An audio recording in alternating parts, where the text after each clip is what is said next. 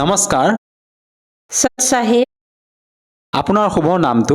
পূৰ্ণিমা বৰমহলীয়া। আপুনি ক'ৰ পৰা আহিছে? মই অসম শোণিতপুৰ ডিষ্ট্ৰিক্ট ঢেকীয়াজুলিৰ। আপুনি সন্ত ৰামপাল গুৰুমাজৰ পৰা নাম দীক্ষা কেতিয়া লৈছিল? 2019 লাষ্ট ডিচেম্বৰত। তেখেতৰ পৰা নাম দীক্ষা লোৱাৰ আগতে আপুনি অন্য কিবা ভক্তি সাধনা কৰিছিলনে? হয়, কৰিছিলোঁ। শিৱ ভক্তি কৰিছিলোঁ, লক্ষীৰ ভক্তি কৰিছিলোঁ।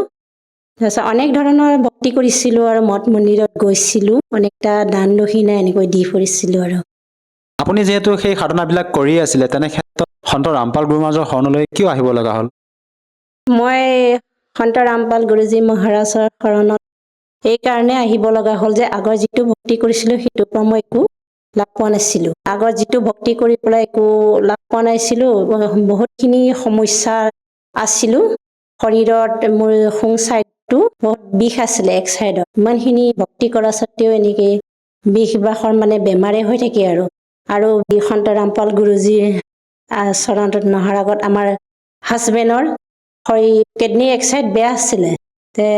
হাজবেণ্ডে সদায় মানুহৰ ঘৰত বৈষ্ণৱ ধৰ্মৰ আছিলে, বৈষ্ণৱ ধৰ্মৰ ভাগৱত গীতা পাঠ পঢ়িব যায়।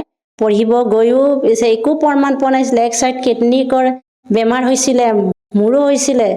কিন্তু এই মানুহৰ ঘৰত গৈ গীতা ভাগৱত পঢ়িব যায়, পঢ়ি আহি যেনেকৈ পেচাব ক্লিয়াৰ নহয়, ক'ত পেট ফুলি থাকে, অনেক ধৰণৰ বেমাৰ মানে দেখা দি থকা আছিলে, ভাল হোৱা নাছিলে।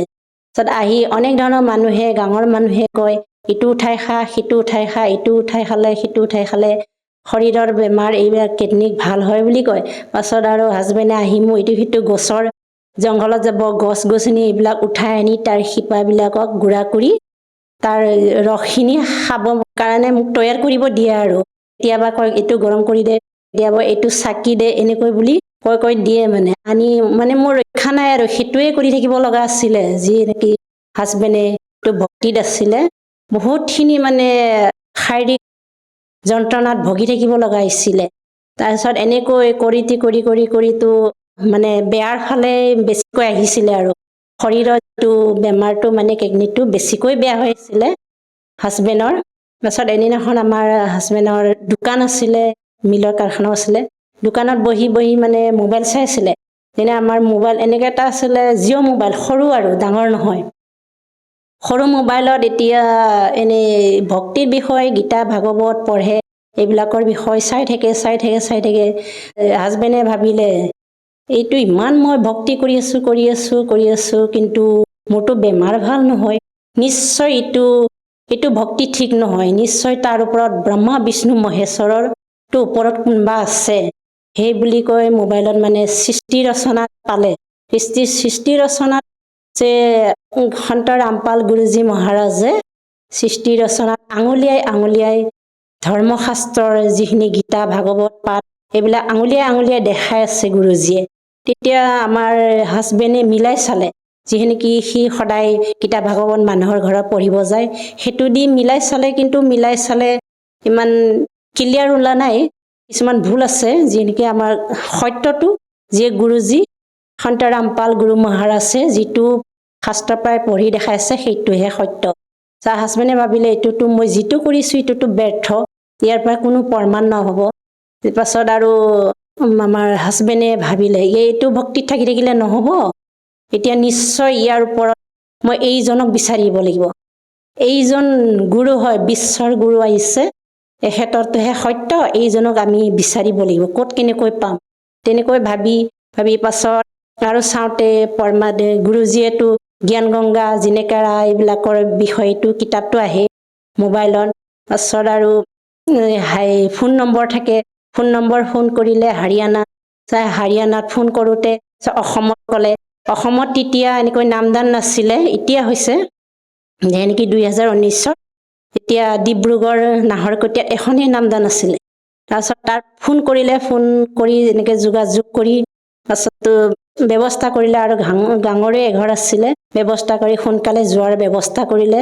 এইজন গুৰু চৰণত আমি যাবই লাগিব, নহলে আমাৰ জীৱনত কোনো ৰক্ষা নাই বুলি ফোন কৰি টিকেট কাটিলে। কাটি আৰু ৰাতিৰ ভিতৰতে হাজবেণ্ডে গ'ল, 2 ঘৰ আৰু এঘৰ লগত মানে চাৰিজন ডাঙৰ ছোৱালীজো আৰু হাজবেণ্ডে গ'ল আৰু গাঙৰু তিনিজন এনেকৈ গৈ তাত নাম দীক্ষা ল'লে।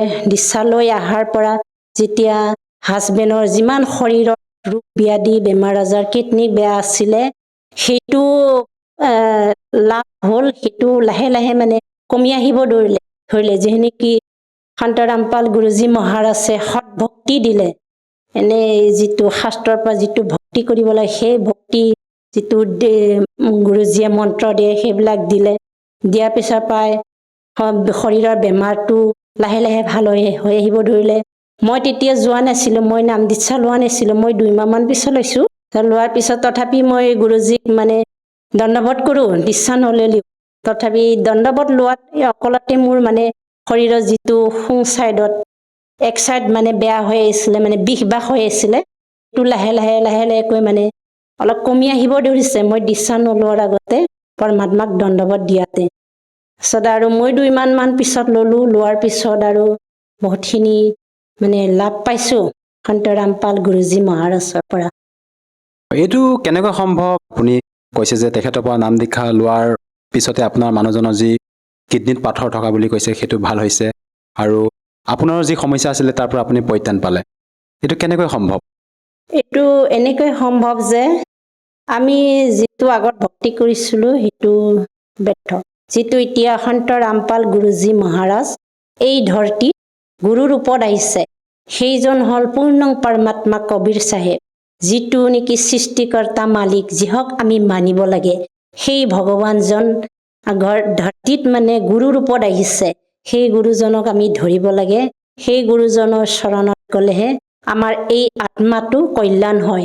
আৰু এনেকৈ ডাঙৰ মানে আধ্যাত্মিক জ্ঞান এনেকৈ পাইছে আত্মাবিলাকে, আত্মা কল্যাণ হ'ব। আৰু বেদ শাস্ত্ৰৰ পৰা আঙুলিয়াই আমাৰ গুৰুজীয়ে দেখাই আছে। আৰু এটা কথা, যিহেতু আপোনাৰ মানুহজনৰ যি কিডনীত পাথৰ হোৱা বুলি ক'লে আৰু আপোনাৰ যি শাৰীৰিক সমস্যা আছিলে, আপোনাৰ এটা মানে শৰীৰৰ এটা অংশ যিটো কৈছিলে আপুনি বিষৰ কথা ক'লে, সেই সমস্যাত আপুনি ভুগি আছিলে। আমাৰ যিহেতু বৰ্তমান আধুনিকতাৰ এই যুগত চিকিৎসা পদ্ধতি উন্নত, আপোনালোকে উন্নত চিকিৎসা কৰিলে হয়তো আপোনালোকৰ সেই সমস্যাৰ পৰা নিশ্চয় পৰিত্ৰাণ পালে হয়। আপোনালোকে ডক্তৰৰ কাষলৈ গৈছিলনে? ডক্তৰৰ কাষত যোৱা হৈছিলে, তথাপি আমি একো লাভ পোৱা নাছিলোঁ। যে ঔষধ পাতি আনি খাই এনেই 2-3 দিনমান অলপ ঠিকে থাকে, তাৰপিছত আকৌ মানে বেমাৰটো হৈ আহে। আৰু বৰ্তমান সন্ত ৰামপাল গুৰু মহাৰাজৰ পৰা নাম দীক্ষা লৈ আৰু অন্য কিবা লাভ পাইছেনে আপুনি? লাভটো আমি সন্ত ৰামপাল গুৰুজী মহাৰাজৰ পৰা লাভ পাইছোঁ। শাৰীৰিক ফালৰ পৰা লাভ পাইছোঁ, আধ্যাত্মিক জ্ঞানৰ পৰা লাভ পাইছোঁ, যিহে নেকি আমি আগতে জনা নাছিলোঁ। এতিয়া বহুত ডাঙৰ এইটো লাভ পাইছোঁ আধ্যাত্মিক জ্ঞানত, যেনেকৈ মনুষ্য জীৱনত আমি যিটো ভক্তি কৰিব লাগে সেই ভক্তিটো আমি এতিয়া সন্ত ৰামপাল গুৰুজী মহাৰাজৰ পৰা পাইছোঁ। মনুষ্যৰ জীৱনত যিটো মানে মানিব লাগে, এই আত্মা কল্যাণ হয়। আমি এই কালৰ জালত আছোঁ, এই কালৰ জালৰ পৰা আমি উদ্ধাৰ হোৱাৰ ৰাস্তাটো সন্ত ৰামপাল গুৰুজী মহাৰাজে আমাক দিছে। ঘৰখনত আৰ্থিক সমস্যা ফালৰ পৰাই লাভ পাইছোঁ। ঘৰত যদি কিবা এটা যদি ডাঙৰ সমস্যা আহে, আমি গুৰুজীৰ নাম লোৱাতে এইখিনি সমস্যা দূৰ হৈ যায়। আৰু আমাৰ যিনে ঘৰত আৰ্থিক সমস্যা এনেকৈ টকা পইচা নাথাকিলেও আমি এনেকৈ পৰমাত্মাৰ দয়াত, গুৰুজীৰ দয়াত এনেকৈ আৰামত চলিব পাৰোঁ মানে। এয়া আমাৰ লাভ। আপুনি এগৰাকী সচেতন মহিলা হিচাপে আপুনি সন্ত ৰামপাল গুৰু মহাৰাজৰ জ্ঞান বুজি তেখেতৰ শৰণাগত হৈ ভক্তি কৰি বিভিন্ন প্ৰকাৰে লাভ পাইছে। এইখিনিতে আপোনাৰ পৰা আৰু এটা কথা জানিব বিচাৰিছোঁ, আপোনালোকৰ গুৰু সন্ত ৰামপাল গুৰু মহাৰাজৰ মুখ্য উদ্দেশ্য কি আচলতে? আমাৰ সন্ত ৰামপাল গুৰুজী মহাৰাজৰ মুখ্য উদ্দেশ্য হ'ল জীৱক সৎ ভক্তি দি আত্মা কল্যাণ কৰা। আৰু যিসকল দৰ্শকে আজি আপোনাক টিভি স্ক্ৰীণত প্ৰত্যক্ষ কৰি আছে, তেওঁলোকক আপুনি কি বাৰ্তা দিব বিচাৰে, যিহেতু আপুনি তেখেতৰ পৰা নাম দীক্ষা লৈ বিভিন্ন প্ৰকাৰে লাভ পাইছে, যাতে তেওঁলোকেও আপোনাৰ দৰে উপকৃত হ'ব পাৰে?